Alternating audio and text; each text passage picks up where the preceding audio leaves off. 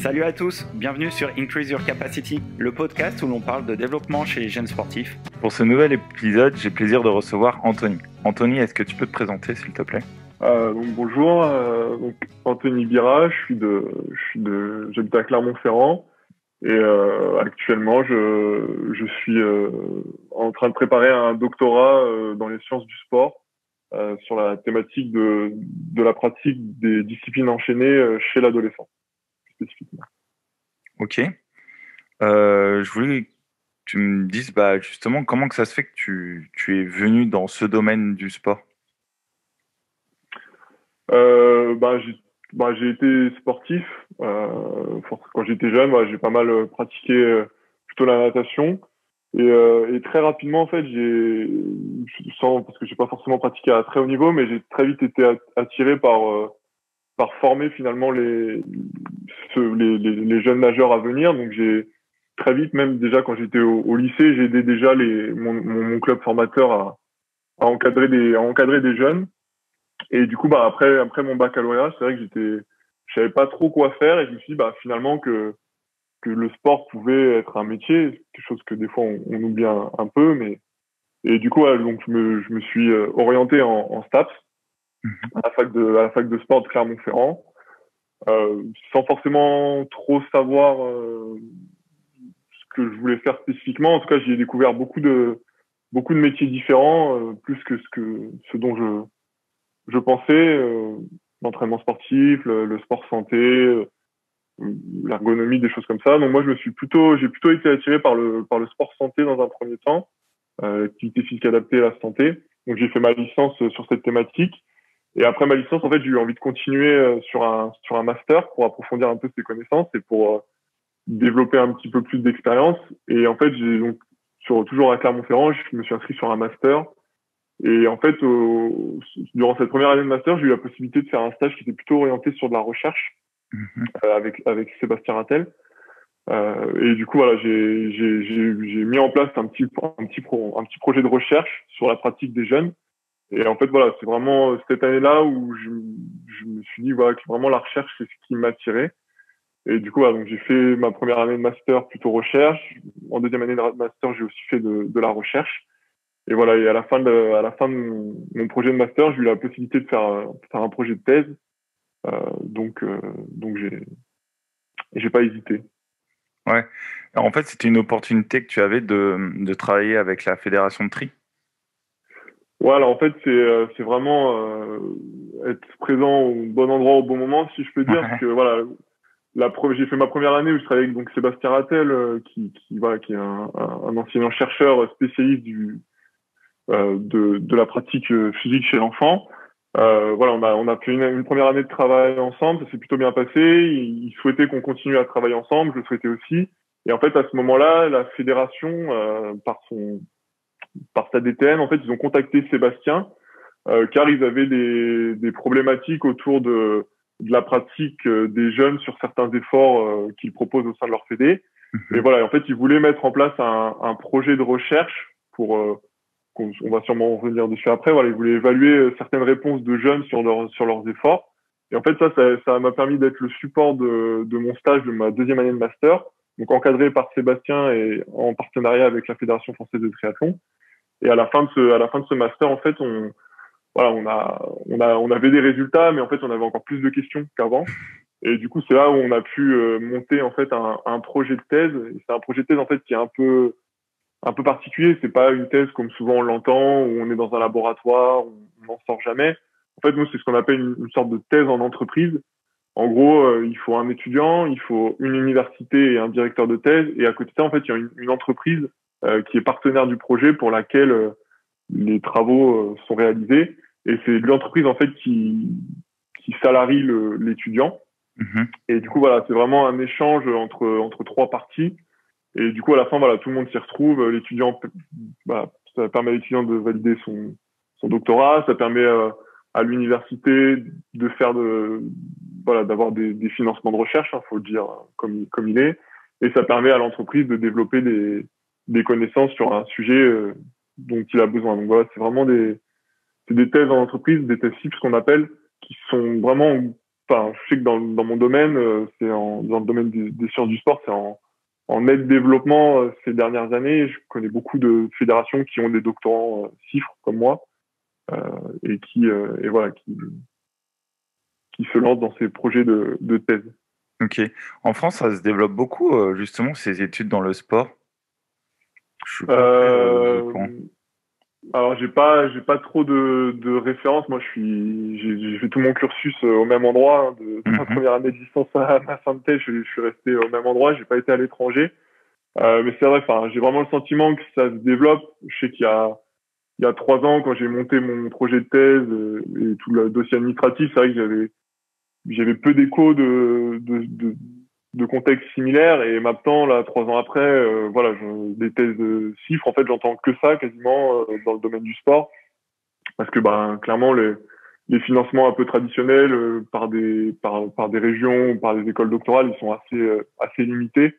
Et du coup, c'est vrai que les universités et les entreprises se retrouvent de plus en plus dans ce partenariat, et je pense que on en est encore qu'au début, ça va continuer à se développer, et c'est tant mieux. Ok. Et donc, du coup, tu as eu l'opportunité d'être avec la Fédération française de triathlon et, et tu disais qu'ils avaient une problématique avec les jeunes. Est-ce que tu peux dire déjà c'était quoi leur problématique? En gros, pour résumer un peu cette problématique, la Fédération française de triathlon, c'est une fédération qui est vraiment en plein développement sur ces dernières années, notamment liée aux résultats des équipes de France de triathlon et de paratriathlon sur les compétitions internationales. Je pense que ça, tout le monde est au courant. Et du coup, voilà, ils doivent accompagner un peu ce développement de l'activité qui passe par une augmentation du nombre de licenciés et notamment une augmentation du nombre de jeunes licenciés. C'est vrai que si on avait étudié un petit peu la répartition des âges il y a 20 ans des pratiquants du triathlon, on avait surtout des pratiquants plutôt adultes, euh, même plutôt orientés sur des Ironman. Et là, maintenant, on a vraiment une pratique qui se développe chez les jeunes. Et du coup, bah, voilà, pour accompagner ce développement de la pratique chez les jeunes, voilà, ils ont mis en place plusieurs dispositifs. Ils ont par exemple mis en place l'école française de triathlon, qui est un outil à destination des entraîneurs et des clubs et aussi des pratiquants, des jeunes et de leurs parents pour voilà, construire le jeune triathlète de 8 à 13 ans environ. Et voilà, c'est un peu finalement, c'est à la sortie de ce dispositif des catégories 13-18 ans où ils avaient un petit peu un manque de connaissances sur le public adolescent et un petit peu sur ses spécificités physiologiques. Et Mhm. du coup, c'est vraiment cette catégorie sur laquelle ils souhaitaient qu'on se centre pour nos travaux pour nos travaux de recherche.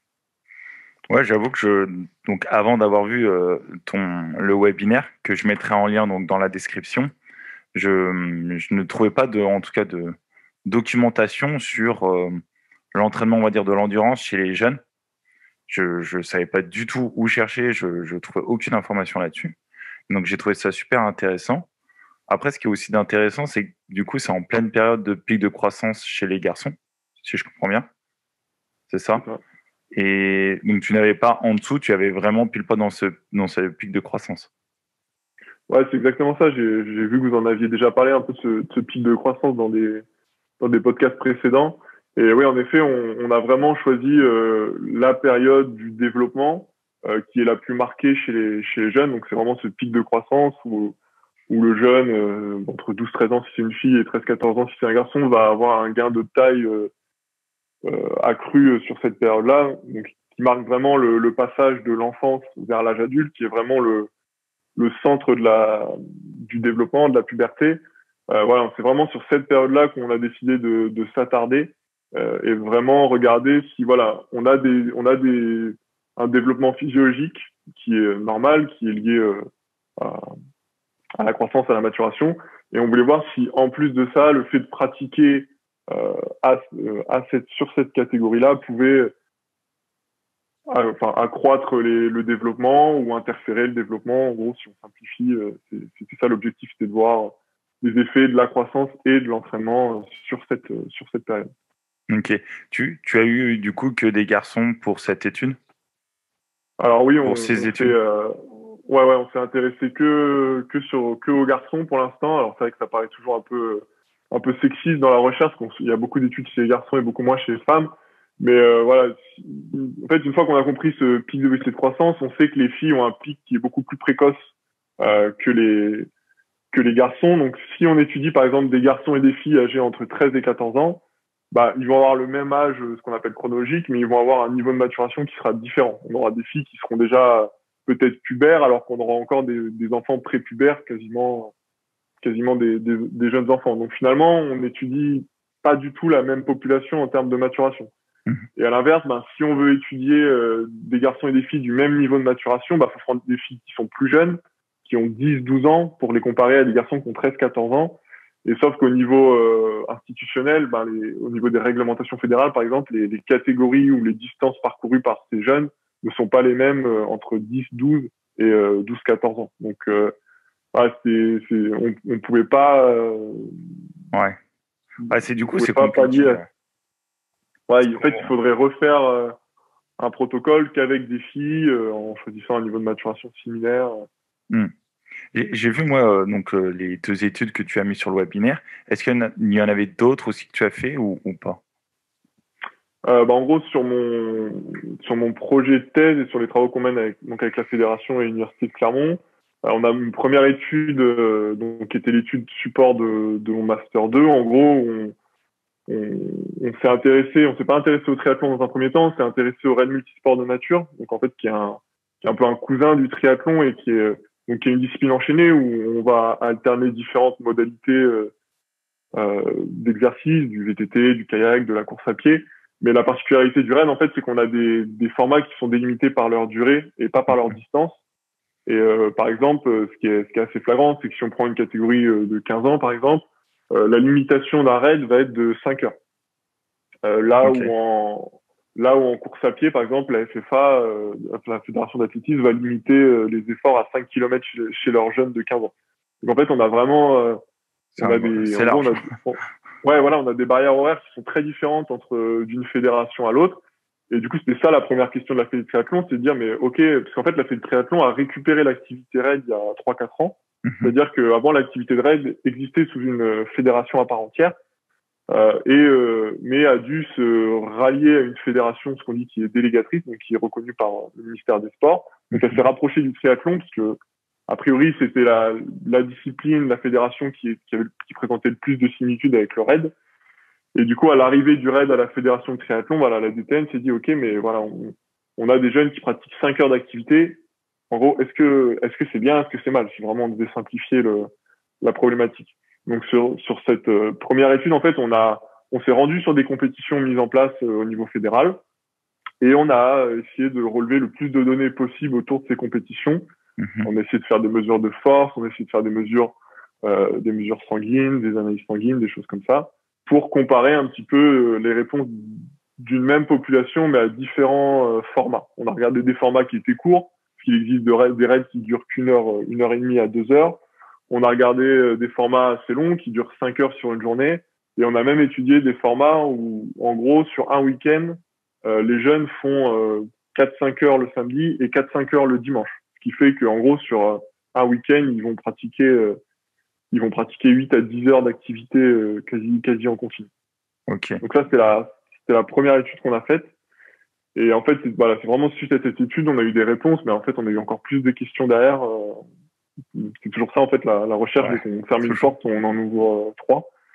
Et du coup, on a voulu vraiment aller plus loin sur les réponses de ces jeunes sur ces efforts-là. Du coup, on a mis en place une deuxième étude. Et cette fois-ci, en fait, au mieux de se rendre sur une épreuve organisée, on a organisé notre propre épreuve de manière à pouvoir mieux l'étudier. C'est-à-dire de pouvoir faire plus de mesures au départ et plus de mesures à l'arrivée sans que les jeunes s'entremêlent sur des ateliers. Donc en fait, on a organisé notre propre raid autour de Vichy et du Krebs de Vichy, et on a organisé vraiment une étude où on a été investiguer différents systèmes physiologiques, et c'est notamment ce qu'on a présenté sur le webinaire. Okay. Et enfin, juste la dernière partie de ce projet, ce qui est un peu la troisième étude, c'est vraiment une étude sur le triathlon qui est en cours cette année, où on étudie les adaptations physiologiques liées à l'entraînement en triathlon chez des jeunes. Ok. Donc si je comprends bien, Au départ, il y avait une problématique vu que c'était un sport un peu naissant, le raid, et qu'il n'y avait pas vraiment d'études sur les sports d'endurance chez les jeunes. La Fédération française de triathlon est venue en gros un peu vers toi pour pallier à ce manque. Et donc pour faire ces études, tu as eu que des garçons qui étaient en pic de croissance. Et donc tu les as étudiés sur des épreuves, si j'ai bien compris, en dessous de 5 heures, sur 3 épreuves différentes en gros. Ouais, c'est ça. Au début, on a 3 épreuves différentes, une épreuve courte, enfin courte, d'1 h 30 en raid, ils appellent ça court. Une épreuve type championnat de France, qui est un format de 5 heures en fait, enfin environ de 5 heures, et un format sur un week-end où ils font 2 jours d'épreuves. Ok. Et ces jeunes, c'était tous des jeunes qui sont, je suppose, au pôle espoir, par exemple? Alors, il n'y a pas de pôle espoir en raid, comme on a en triathlon, parce que c'est pas une discipline qui est structurée de la même manière que le triathlon, parce que déjà, c'est pas une discipline qui est olympique, donc on parle pas de haut niveau, mais par contre, c'était des jeunes qui étaient pratiquants du raid, qui étaient habitués à pratiquer du raid. Et clairement, en fait, sur les 20 participants qu'on a eus, ils participaient tous au championnat de France chaque année. Donc, c'était vraiment, dans leur catégorie d'âge, c'était les meilleurs jeunes de leur catégorie d'âge en France. Ok. C'était pas des débutants. Ouais, voilà. D'accord. Et du coup, alors la suite de mes questions, c'est donc tu as fait des tests avant, pendant et après l'effort, je suppose. Et c'est quoi que tu as mesuré avec eux? Alors sur cette étude des formats, là, on a comparé 3 formats. Déjà, alors pendant l'épreuve, on n'a pas pu mesurer grand-chose, parce que voilà, on voulait pas interférer avec le déroulement de l'épreuve, on voulait pas les arrêter 10 minutes pour des mesures. Donc vraiment, on a fait peu de mesures à part relever la fréquence cardiaque durant l'épreuve. Et déjà, juste ça, c'est vrai que c'est assez impressionnant, parce que sur 5 heures, on se rend compte que les jeunes, ils maintiennent, on pourrait se dire, ouais, sur 5 heures, ça va pas, l'intensité, elle va pas être élevée, mais en fait, si, enfin, ils maintiennent à peu près 80% de leur FC de réserve pendant 5 heures en moyenne. Et donc, c'est assez impressionnant. Ça, c'est vraiment le premier résultat qu'on a vu, que c'était assez impressionnant, les intensités qu'ils maintenaient pendant 5 heures. Et en gros, ils étaient toujours à fond. Mais à côté de ça aussi, c'est vrai que le raid, c'est pas un effort qui est continu. Il y a beaucoup de cassures, en fait, dans le rythme. Par exemple, il y a de la course d'orientation. Donc, la course d'orientation, c'est, tu regardes voilà, tu cherches la balise d'après, tu vas à la balise, tu la trouves, tu passes à celle d'après. Donc, c'est très intermittent. Et à l'inverse, des fois, il y a des parties VTT, course à pied qui sont un peu plus continues. Donc, c'est vraiment un effort qui est très, très varié. Et du coup, donc, ce qu'on a vraiment mesuré, c'était juste avant le départ et dès l'arrivée. On a essayé, en fait, nous, on s'intéresse principalement à 2 systèmes physiologiques, la fonction musculaire et la fonction cardiaque. Au niveau de la fonction musculaire, on a fait des mesures assez simples. On a mesuré la force maximale des quadriceps et on a mesuré aussi la détente des jeunes. C'est-à-dire qu'on leur a demandé de sauter le plus haut possible avant l'épreuve et après l'épreuve. Et on a regardé si la force et la hauteur variaient. Et au niveau cardiaque, on avait juste dosé un indicateur, on va dire, de stress cardiaque pour voir si après l'épreuve, le cœur a testé quand même d'un stress non négligeable dû à l'épreuve. Ok. Donc musculaire, voire même neuromusculaire, vu qu'il y avait le saut, il y avait, je suppose, la vitesse aussi. Ouais, plus musculaire sur cette première étude. Ok. Le neuromusculaire, voilà, c'est plus quand on étudie plus la capacité du système du cerveau à créer et transmettre un message jusqu'au muscle. Okay. Là, juste avec des mesures de saut et de force, on n'était pas capable d'avoir cette précision-là pour l'instant. Ok, et du coup, tu me disais le cœur, la fréquence cardiaque entre autres. Fréquence cardiaque et un marqueur biologique qui permet de diagnostiquer si souvent c'est pas juste de dire ça, mais si le cœur a souffert, si le cœur a été éprouvé par ce qu'il a vécu en fait. C'est quoi, c'est un ECG que vous faites ou? Non, en fait, on fait un micro-prélèvement de sang, un peu comme on ferait pour une glycémie ou pour une prise de lactate. Et avec un analyseur un peu spécifique, on est capable de doser ce qu'on appelle une troponine I. En gros, c'est un marqueur qui est souvent utilisé dans le domaine médical pour diagnostiquer des risques d'infarctus. Par exemple, si on a quelqu'un qui n'a pas fait d'effort on dose cette troponine et si on a une concentration élevée, bah, ça veut dire qu'on a peut-être un risque d'infarctus. Et dans le domaine dans le... Hop, désolé, ça attend. Pas de souci.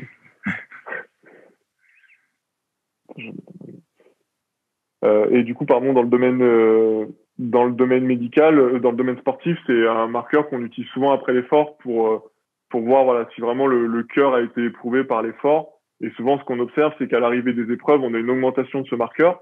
Donc, ça veut dire oui, le cœur, il a été éprouvé, il a beaucoup travaillé, ça l'a fatigué, si on peut dire. Mais ce qui est important dans le domaine sportif, c'est que si on redose ce marqueur 24 à 48 heures après l'épreuve, on se rend compte que c'est revenu à la normale. Donc Okay. voilà, c'est vraiment une réponse qui est physiologique, qui est transitoire. En gros, voilà, le cœur il est éprouvé, mais il récupère. Alors que chez quelqu'un qui serait pathologique, cette concentration elle resterait élevée sur plusieurs jours. Ok. Et donc du coup, il n'y avait pas de test, je sais pas, moi par exemple, sur la ventilation, style avec un. Non, Comment cette première étude, non, on n'a pas pu le mettre en place parce qu'en fait, on devait se rendre sur vraiment les lieux de l'épreuve, donc tout ce qui était mesures de laboratoire et investigation médicale quasiment, spirométrie par exemple. Ouais, voilà, c'est le mot que je cherchais. Ouais, c'était compliqué à déplacer sur les lieux d'épreuve parce que bah, les épreuves de raid multisport de nature, ça se passe un peu au milieu de nulle part. Donc ouais. voilà, on a emmené un analyseur pour les sauts, on a emmené un banc de force et les analyseurs biologiques portatifs, mais voilà, c'était compliqué de déplacer plus de matériel. Il y avait combien de gamins sur cette première étude, on avait étudié 16 jeunes, 16 garçons. 16 garçons. Ok. Et donc du coup, bah, tu as eu un peu des résultats qui t'ont, à mon avis, emmené donc sur le deuxième étude, mais quels ont été à peu près on va dire, ça t'a fait ça t'a donné des réponses. C'est quoi à peu près les réponses? Bah, en fait, sur les 3 formats qu'on a étudiés, donc on avait un format court, un format intermédiaire et un format long. Et finalement, au niveau cardiaque comme au niveau musculaire, on s'est rendu compte que finalement, le plus traumatisant, entre guillemets, c'est pas le plus court, c'est pas le plus long. Finalement, c'est le format intermédiaire. C'est-à-dire que c'est pas parce que les jeunes vont pratiquer plus sur un week-end qu'ils vont être plus fatigués au niveau musculaire ou que le cardiaque va être plus atteint. En fait, c'est vraiment ce format intermédiaire qui est à la fois assez long et à la fois intense, qui induit le plus de conséquences au niveau musculaire. On a trouvé par exemple que les jeunes, après l'épreuve, ils développaient moins de force, ils sautaient moins haut et qu'on avait un stress cardiaque qui était marqué après cette épreuve. Mais ce stress cardiaque, comme tu disais tout à l'heure, 24 à 48 heures après l'épreuve, il était revenu à la normale et donc c'était complètement normal. Ok. Et donc du coup, ça t'a amené à d'autres questions. Et quelles sont ces autres questions qui t'ont amené du coup à la deuxième étude? Bah en fait, on s'est rendu compte que, donc comme je disais, au niveau de la force, on a une baisse de force. Donc ça veut dire qu'on a une fatigue musculaire, c'est-à-dire que le système musculaire n'est pas capable de produire le même niveau de force qu'avant l'épreuve. Mais on sait que cette fatigue musculaire, elle peut s'expliquer par différents facteurs. Elle peut s'expliquer soit par des atteintes plutôt du système nerveux, c'est-à-dire que c'est le cerveau qui a du mal, qui n'arrive plus à créer et transmettre correctement le message nerveux jusqu'au muscle, ou ça peut s'expliquer par une atteinte périphérique, c'est-à-dire que c'est le muscle qui a du mal à se contracter en fait. Le muscle n'arrive pas à se contracter correctement. En fait, c'est ce qu'on appelle les origines de la fatigue neuromusculaire. On a les origines centrales plutôt nerveuses et les origines périphériques qui sont plutôt musculaires. Et en fait, nous, ce qu'on a quantifié sur la première étude, c'était on a une fatigue neuromusculaire, mais en fait, on connaissait pas ses origines. Et du coup, on s'est dit avec des méthodes un peu plus poussées, des investigations un peu plus lourdes, on serait capable finalement d'aller isoler la part centrale, la part périphérique de cette fatigue. Et au niveau cardiaque, on s'est rendu compte que oui, le cœur il souffre en quelque sorte, mais voilà, c'était juste un indicateur biologique. Ça ne nous permettait pas de comprendre vraiment ce qui se passait au niveau du système cardiaque. Et ce qu'on souhaitait après, en fait, c'était aller plus loin dans les investigations cardiaques en réalisant des échographies cardiaques, donc comme comme des échographies musculaires quand on a une lésion ou des échographies de grossesse. En fait, grâce à des sondes spécifiques placées au niveau de la poitrine, en fait, on est capable de voir le cœur et ses différentes cavités, les oreillettes, les ventricules, et de faire tout un tas d'évaluations et de regarder si le cœur se contracte correctement, si le cœur se relâche correctement, si le cœur a la même mécanique. Enfin voilà, si est-ce que la mécanique du cœur est affectée par les épreuves. Ok. Donc du coup, cette fameuse deuxième étude, donc vous avez fait vous-même au Krebs de Clermont-Ferrand, si j'ai bien compris. Au Krebs de Vichy, ouais. Juste à côté de Clermont-Ferrand. Pardon. Et donc là, vous avez pris de nouvelles mesures, vous avez fait des nouveaux tests.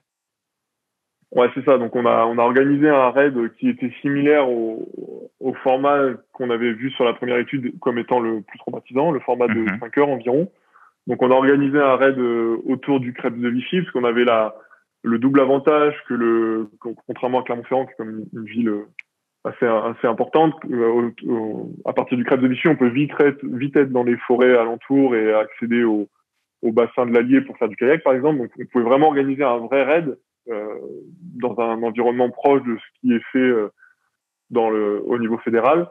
Et au sein du Krebs de Vichy, ils ont un pôle médical sportif avec qui on a travaillé pour utiliser leurs installations et pour pouvoir faire des mesures plus poussées. Ok. Donc du coup, il me semble que il y avait la fonction rénale, si je me souviens bien. Ouais, c'est ça. Alors on a étudié donc la fatigue neuromusculaire, comme je te l'ai expliqué, avec l'origine centrale, l'origine périphérique. On a étudié la fonction cardiaque avec donc cette échographie du cœur. Ouais. Et à côté, on a rajouté quelques petites mesures qu'on n'avait pas évaluées sur la première étude. On a regardé l'hydratation de ces jeunes, c'est-à-dire qu'on voulait voir comment ces jeunes s'hydrataient. Donc on a mesuré leur poids avant et après l'épreuve. On a quantifié la quantité d'eau qu'ils buvaient pendant l'épreuve. Et on a fait des dosages biologiques de différents indicateurs d'hydratation et également de la fonction rénale. Vu que voilà, si on a une mauvaise hydratation, c'est la fonction rénale dans un premier temps qui va le plus en souffrir. Et enfin, comme tu disais tout à l'heure, on a étudié la fonction ventilatoire en faisant des mesures spirométriques avant et après l'épreuve. Ok. Et du coup, ça a donné quoi un peu comme résultat?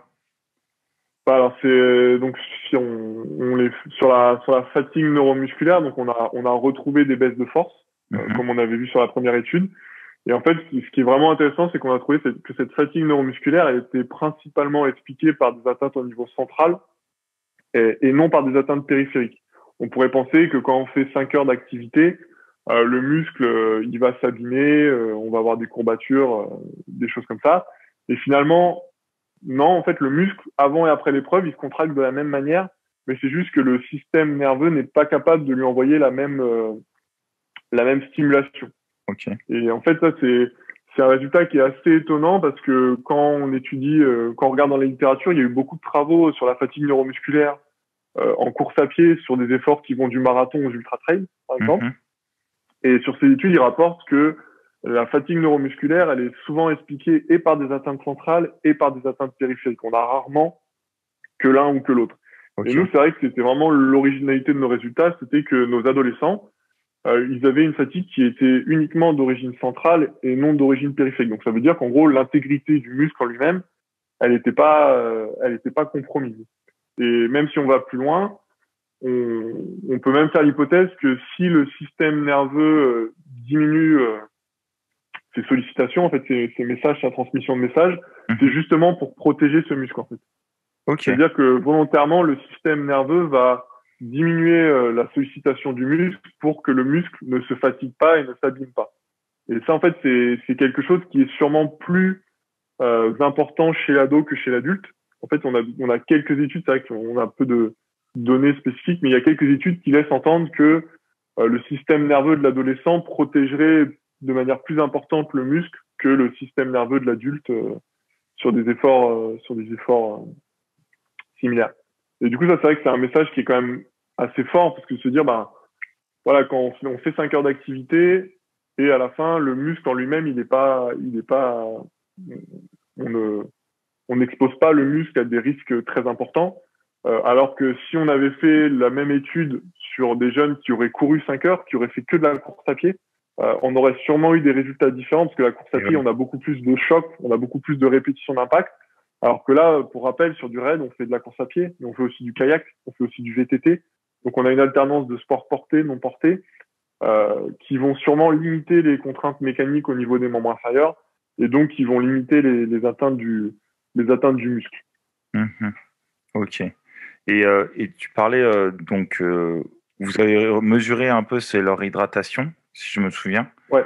Et donc du coup, vous les avez pas forcés à boire plus ou à boire moins. Vous les avez laissés faire et juste vous avez regardé en fait leur urine. Ouais, c'est ça. On leur a mis à disposition ce qu'il fallait, mais on les a vraiment laissés boire comme ils souhaitaient. On a juste essayé d'être le plus précis possible sur la quantification. Et voilà, on a regardé en effet les urines. Et là aussi, on s'est rendu compte. Alors, à noter qu'on était quand même dans des conditions un peu particulières. On était sur un environnement plutôt froid et plutôt humide. On était à l'automne, donc il fait 10-15 degrés. Il y avait un gros pourcentage d'humidité. Donc, autrement dit, si on avait fait le même protocole dans des conditions chaudes et un environnement plutôt sec, on aurait peut-être eu des résultats différents. En tout cas, ce qu'on a trouvé, c'est qu'au niveau de l'hydratation, ils avaient une petite perte de poids entre avant et après l'épreuve qui était de 1%, donc ce qui est relativement faible par rapport à ce que la littérature indique. Et que ce soit au niveau des urines ou des marqueurs biologiques, en fait, on n'avait pas de modification. Il n'y avait pas de déshydratation liée à la couleur des urines. Et tous les indicateurs biologiques, les concentrations en électrolytes, le sodium, le potassium, le chlore, il n'y avait pas de modification de cette balance entre les électrolytes. Donc vraiment, l'épreuve étudiée dans l'environnement de cette épreuve et l'hydratation adoptée par ces jeunes n'a pas induit d'effets néfastes sur la fonction rénale ou sur la santé de ces jeunes. Ok. Et tu me disais qu'il y avait eu aussi un test sur la spirométrie. Ouais. Donc on a fait des investigations qui sont assez classiques, ce qu'on fait souvent chez les personnes qui sont asthmatiques. On demande de faire prendre une grande inspiration et de souffler le plus longtemps possible en vidant complètement ses poumons. Et en fait, au niveau de la ventilation, pour faire très simple, on n'a pas vu d'atteinte de la fonction ventilatoire. C'est-à-dire qu'après 5 heures d'épreuve, la fonction ventilatoire est la même qu'avant l'épreuve, qui peut aussi s'expliquer par l'environnement et le climat. On sait qu'un environnement assez froid et humide limite les atteintes de la fonction respiratoire, alors qu'un environnement froid et sec ou chaud et sec peut plus induire de modification de la fonction ventilatoire. Ok. En fait, ce qui était vraiment intéressant avec ces deux études, c'est qu'on remarque chez le public, on va dire, au niveau du pic de croissance garçon, c'était la fatigabilité du système nerveux central. Où là, on voit qu'il y a vraiment quelque chose à creuser. Ouais, on a quelque chose. Après, faut pas voir ça comme quelque chose de néfaste, c'est-à-dire qu'ils n'ont pas une défaillance nerveuse comme on l'entendrait dans certaines pathologies. C'est vraiment une réponse physiologique à un effort, c'est-à-dire qu'on a une fatigue centrale à l'arrivée de l'épreuve. On n'a pas pu on n'a pas pu refaire les mêmes mesures, par exemple, un jour après l'épreuve, pour voir si ils avaient retrouvé leur niveau de force et si au niveau central c'était revenu à sa normale. Mais souvent, cette fatigue centrale, on sait qu'elle est transitoire, c'est-à-dire que dans les 24 à 48 heures qui vont suivre l'épreuve, si on refait les mêmes mesures, tout sera revenu dans l'ordre. Donc c'est vraiment, c'est plus un mécanisme adaptatif du système pour, en gros voilà, le système il a un effort qui est éprouvant, il s'adapte pour pouvoir aller jusqu'au bout de l'effort et ça passe par une diminution de l'activité nerveuse pour maintenir l'intégrité musculaire. Ok. Et du coup, tu vas chercher à faire une autre étude derrière ou ça t'emmène sur quelle autre question, on va dire? Bah, sur le raid, il y aurait beaucoup de choses à faire. On pourrait s'intéresser c'est vrai qu'il faudrait s'intéresser aux filles, voir s'il y a une spécificité du sexe en plus de la spécificité de l'âge. Là, on a étudié une population adolescente, mais c'est vrai qu'on l'a pas comparé directement à un public adulte. En fait, dans un monde idéal, on aurait eu des adultes, des ados, des garçons, des filles, mais bon, on aurait eu 80 participants et ça aurait été mission impossible de tous les tester avant et après l'épreuve. voilà, il y aurait encore plein de choses à faire, mais c'est vrai que là, au niveau du projet de thèse et des attentes de la fédération sur le RAID, on s'est arrêté à ces deux études, une sur les formats et l'autre sur l'épreuve qu'on a organisée. On s'est arrêté à ce niveau-là. On a déjà tiré quand même beaucoup de conclusions parce qu'on a vraiment une approche qui était globale du muscle, du cœur, de la fonction rénale, de la fonction ventilatoire. Donc on a vraiment choisi d'avoir une approche plutôt ce qu'on appelle écologique, c'est-à-dire on va voir tous les systèmes plutôt que de s'arrêter à un seul système. Voilà, ça permet déjà à la fédération de disposer d'informations, d'accompagner le développement de cette pratique au sein de sa fédération et de ses pratiquants. Et voilà, c'est des données qui vont permettre à moyen terme d'enrichir un petit peu la formation des entraîneurs, d'avoir une meilleure connaissance du public adolescent. Parce que souvent, l'idée reçue, c'est de se dire, les jeunes qui font 5 heures d'activité, ils sont fous, ils vont se fatiguer, ils vont se blesser, ils vont pas s'en remettre. Finalement, quand on regarde les résultats dans la globalité, les résultats qu'on a eus, les jeunes qui font 5 heures d'activité, alors, attention, on est sur du RAID, comme tu disais, on est sur une alternance d'activité. Si on avait étudié un des jeunes public qui font entraîné aussi. Pied, qui est entraîné, qui est sur des épreuves enchaînées, si on avait un public débutant ou que sur de la course à pied, on aurait peut-être eu des résultats, on se sûr même qu'on aurait eu des résultats très différents. Et voilà, en tout cas, pour le RAID, 5 heures de RAID chez un adolescent de 15 ans, ça a peu de conséquences au niveau physiologique. Je dis pas qu'il faut en faire tous les week-ends, mais en tout cas, voilà, si on en fait si on est préparé, qu'on en fait un ou deux ou trois par an, il n'y a pas de... Justement, c'était un peu ma question d'après, c'était le travail du coup d'endurance, même j'allais dire de l'endurance longue. Chez le jeune en pic de croissance, du coup, on peut le faire. Clairement, on peut le faire. Oui, on peut. Enfin, l'endurance, oui, chez les jeunes, il n'y a pas de.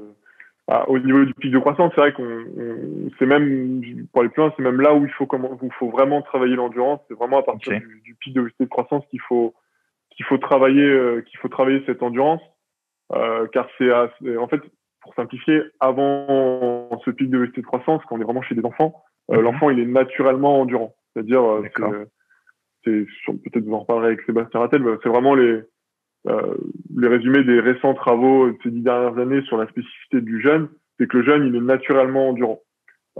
Donc en fait, quand on est tous endurants. Par contre, si à l'adolescence, on ne fait rien, si on ne sollicite pas cette capacité d'endurance, elle va diminuer. Elle va diminuer et à terme, ça amène tous les désordres métaboliques que l'on connaît. Donc finalement, l'adolescence, c'est vraiment cette période, souvent on parle de période sensible, où justement il faut travailler l'endurance parce qu'elle est en train de diminuer. Donc il faut essayer de la maintenir. On parle même pas de l'augmenter, juste de la maintenir. Si vous arrivez à maintenir les capacités d'endurance que vous avez à 12 ans, si vous avez les mêmes à 18 ans, ça sera déjà très très bien. Ce sera déjà des niveaux qui sont très très raisonnables. Donc c'est vraiment à partir de l'adolescence, du pic de croissance qu'il faut travailler à proprement dit l'endurance. Ok. Et donc chez ceux qui sont, on va dire, plus loin du pic de croissance, donc plus jeunes, il n'y a pas vraiment besoin de travailler l'endurance. Il vaut mieux privilégier d'autres types de travail. Ouais, c'est ça. C'est vraiment pour moi, c'est vraiment un message important. C'est voilà, les entraîneurs, ça sert à rien à 12 ans de faire un footing ou de faire courir en continu. Néanmoins, les jeunes, parce qu'au niveau de leur endurance, ça changera pas grand-chose. En fait, c'est entraîner quelque chose qui est déjà très entraîné. Donc ça n'a pas d'intérêt. Là où il faut plus porter son attention, c'est sur tout ce qui va être les acquis techniques, techniques de course par exemple, travailler l'économie de course, parce que même si l'endurance elle est bonne, l'économie de course de l'enfant elle est inférieure à celle de l'adulte, donc il faut vraiment travailler. Ça court n'importe comment. C'est ça. Faut vraiment se concentrer sur les acquis techniques. Et après, à l'adolescence, vraiment, en utilisant ces acquis techniques, aller sur un travail d'endurance plus marqué. Et je voulais faire juste une petite question comme ça. C'était, on dit que chez les jeunes, il ne faut pas travailler le travail lactique ou l'entraînement lactique. Je ne sais plus comment ils disent ça. Et je voulais savoir si tu pouvais vite fait quand même nous en parler de ça. Alors ouais, c'est vrai que chez les jeunes, en fait, on disait, il y a 15 ans, on disait que les efforts lactiques étaient à proscrire chez les jeunes. Voilà, c'est ça. Donc tout ce qui est effort lactique, ça va être des efforts qui sont assez brefs, on va dire autour de 30 secondes, hein, si si on prend la sollicitation la plus importante, mais des efforts qui sont à maximum, à plein engagement. Ça, avant, il y a 15-20 ans, on disait que c'était à proscrire, que le jeune n'avait pas le bagage enzymatique et biologique pour faire ce type d'épreuve. Et en fait, les récents travaux montrent que c'est pas vraiment que l'enfant ne peut pas faire d'efforts lactiques, c'est qu'en fait l'enfant a de telles capacités aérobies, qui est vraiment une capacité d'endurance importante, que finalement l'effort lactique, il a quasiment pas besoin de la solliciter en fait. L'enfant, il a de telles capacités d'endurance qui va beaucoup moins solliciter sa filière lactique, comme un athlète d'endurance. Si tu prends un marathonien, si tu lui fais faire un effort lactique, il va switcher très vite, plus vite qu'un adulte non entraîné vers son utilisation aérobie. Et l'enfant, c'est pareil en fait. Il a une filière lactique, hein. On n'est pas avec une seule filière et on n'en acquit pas deux autres à la suite. On est tous avec 3 filières énergétiques, mais c'est vrai qu'on a une prédominance de la filière aérobie à l'enfance qui se transcrit à l'effort par on switch un peu comme un moteur hybride sur une voiture. On switch beaucoup plus vite sur ce moteur aérobie que sur ce moteur anaérobie. Ok. Et là, c'est une question un peu plus terrain, mais comment vous faites pour travailler l'endurance chez les gamins? Parce que moi, je sais que là, par exemple, cet après-midi, j'ai un cours avec eux. Si je leur annonce, on va faire un entraînement qui va durer 20 minutes, alors rien que déjà, je dis ça, ils sont déjà fatigués. Je veux dire, au niveau de leur... tu vois ce que je veux dire, au niveau de leur motivation, ou travailler un système sur longtemps, là, un entraînement long, 20 minutes, hein.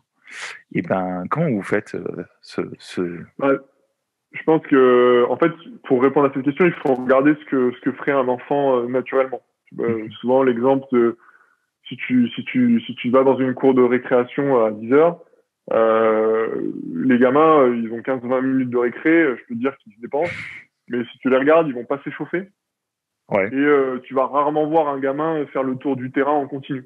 Les gamins, en fait, c'est des piles électriques, c'est des efforts intermittents. C'est-à-dire, il court, il s'arrête, il repart, il court, il s'arrête, etc., etc., etc. En fait, l'enfant, son activité physique spontanée, c'est d'être intermittent. Le continu, ça lui correspond pas. Donc, courir 20 minutes, c'est sûr que pour eux, ça va être un supplice.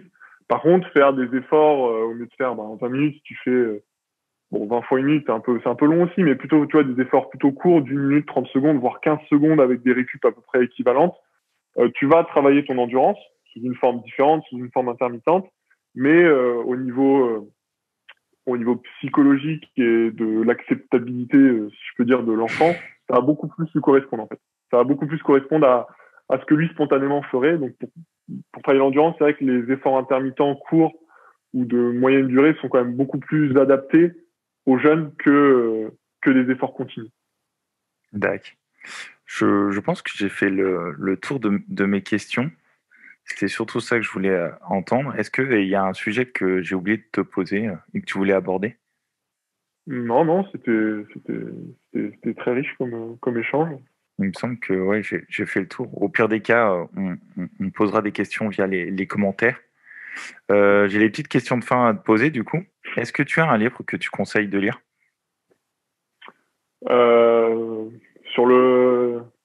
Sur n'importe quel sujet. Pas forcément sur le sujet qu'on parle. Ça peut être d'autres sujets.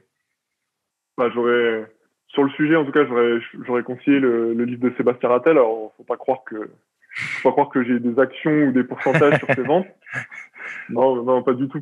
Mais c'est vrai que, moi qui suis vraiment à l'interface entre la recherche et le terrain, parce que je côtoie beaucoup d'entraîneurs, mais je côtoie aussi beaucoup de chercheurs. C'est vrai que ce livre, il apparaît vraiment comme le bon compromis entre la recherche et le terrain. C'est-à-dire que vraiment, l'entraîneur, les questions auxquelles il répond, c'est des questions que l'entraîneur s'est posées. On a parlé des efforts lactiques, on a parlé des échauffements. Est-ce qu'il faut que les enfants s'échauffent? Est-ce qu'il faut que les enfants s'étirent? Est-ce qu'on peut faire des efforts lactiques? Est-ce qu'il faut travailler l'endurance? Tout cela, c'est des questions auxquelles il répond en argumentant avec la science. Donc c'est vraiment un ouvrage en tout cas sur lequel j'ai des très bons retours d'entraîneurs en tout cas qui sont confrontés au quotidien comme toi, comme moi, à ces jeunes.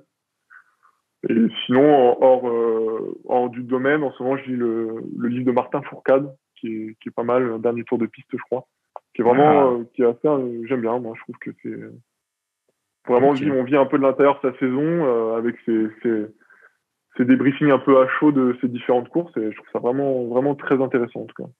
Ok, tiens, maintenant que tu me parles de Martin Fourcade, j'avais une question qui me vient. C'est chez les jeunes, vous regardez la VO2, comment elle évolue, la VO2 max? Oui, on l'a évalué sur chacun de nos protocoles, soit pour caractériser, sur le raid, c'était pour caractériser les jeunes, c'était pour voir, la VO2 max, c'est quand même l'indicateur de l'endurance par excellence, donc faut pas tout baser dessus, mais c'est quand même un très bon indicateur. Et ce qui nous a permis de voir que ces jeunes, ils étaient quand même entraînés, ils avaient des valeurs au-dessus de la moyenne pour cet âge, donc ça nous a permis de caractériser ces jeunes, de se dire, ok, on n'a pas des débutants, on n'a pas des novices, on a vraiment des jeunes entraînés. Et là, sur les études en cours sur l'entraînement en triathlon, c'est un indicateur de suivi qu'on utilise, c'est-à-dire que sur une année, on est en train de faire tous les 3 mois, en fait, ils font une épreuve d'effort pour voir si cette VO2 max, elle évolue. Est-ce que les jeunes ont une VO2 max plus élevée qu'un adulte, par exemple? Alors oui, ce que je disais, en fait, on se rend compte que les jeunes, tu prends un enfant de 12 ans, qui est plutôt avant son pic de croissance, il va avoir une VO2 max qui est plus importante qu'un adulte non entraîné, de 18 à 25 ans par exemple. Ils vont avoir vraiment une VO2 max plus importante. Et du coup, comme je disais, cette VO2 max, si durant l'adolescence on fait rien, elle va diminuer de manière continue. Et par contre, si on s'entraîne, on va arriver à la maintenir, voire à l'augmenter, mais voilà, en tout cas, oui, l'enfant a une VO2 max qui est assez élevée par rapport à des adultes non entraînés en endurance, par exemple. Ok. Merci, c'était une petite aparté, une question qui m'est venue comme ça. Et est-ce que tu as une chaîne YouTube ou Insta que tu conseilles de suivre? Récemment, là, il y a un podcast, c'est sur YouTube que j'aime bien, ça s'appelle l'Atelier de la Perf. Je connais pas. C'est mené par des étudiants de l'INSEP qui font un cursus un peu similaire au mien. C'est des étudiants de master en recherche ou des doctorants. Et en fait, ils décrivent un peu le métier, ce qu'on appelle d'accompagnement scientifique de la performance. En gros, c'est ces scientifiques qui répondent aux problématiques de terrain au quotidien avec des équipes de France ou des staffs professionnels. Et du coup, c'est vraiment intéressant parce qu'ils interviewent différents acteurs de l'ombre, en fait, j'ai envie de dire. Enfin, que moi, dans mon domaine de recherche, qui sont des références, mais je pense que voilà, qu'au quotidien, dans la performance, on parle sûrement pas assez. Et voilà, c'est des Jean-Benoît Morin, c'est d'autres personnes comme ça qui sont vraiment, c'est vraiment intéressant c'est un métier, en fait, qui est amené à se développer et à prendre part au sein des staffs, à même titre que le kiné, que le médecin, que le préparateur physique, que le préparateur mental. Donc voilà, je me retrouve assez bien dans ce qu'il présente et je trouve ça assez intéressant par curiosité. Ouais, je regarderai bien, tiens. Et une personne que tu aimerais écouter dans le podcast? Très bonne question. Plutôt sur la pratique des jeunes. On fait vite le tour. Hein. Ouais. On fait vite le tour des spécialistes. Après, j'ai des collègues qui ont fait des thèses un peu similaires à la mienne, mais dans d'autres fédérations comme l'Aviron, qui ont évalué les réponses liées des réponses en aviron en fonction du niveau de maturation. Donc, c'est Alison Diry notamment et Geoffrey Bardin qui sont tous les deux basés à l'INSEP. Et je pense que il pourrait compléter un petit peu le propos si tu voulais refaire un podcast un petit peu les sciences dans l'aviron, ça m'intéresse bien. Ouais. Ok, un exo ou une séance que tu aimes bien faire avec les jeunes ou que tu aimerais que les jeunes fassent? Moi, c'est pour ça que j'ai plus intervenu dans le domaine de la natation, dans le domaine des apprentissages. Donc, c'était beaucoup d'apprentissage technique. Hein. Finalement, j'ai peu fait d'entraînement au sens physiologique. Mais en tout cas, voilà, vraiment, ce que je préconise, c'est la répétition. Souvent, on a vraiment tendance à l'oublier, mais pour apprendre un mouvement, il faut le répéter. Après, comme je crois que c'était Einstein qui disait ça, que répéter tout le temps la même chose et espérer vouloir une modification, ça a peu de sens. Il faut répéter, mais toujours en modifiant une petite chose, modifiant l'intention. Quand, par exemple, la natation, c'est très répétitif, hein, mais voilà. faire le même mouvement, mais en ayant l'intention d'aller plus loin vers l'avant, plus loin vers l'arrière, des petites choses comme ça. Vraiment, ouais, là, on est plus sur les apprentissages moteurs, mais la répétition, c'est vraiment la clé, je pense, pour les apprentissages techniques. Ok. Bah écoute, merci beaucoup pour ce partage et le temps que tu nous as accordé. Je te remercie beaucoup. Ça me fait très plaisir. Merci à toi. Et je te dis à très bientôt, j'espère. C'est la fin de cette interview. Merci à tous de l'avoir suivi. Je vous donne rendez-vous prochainement pour de nouveaux épisodes. À bientôt.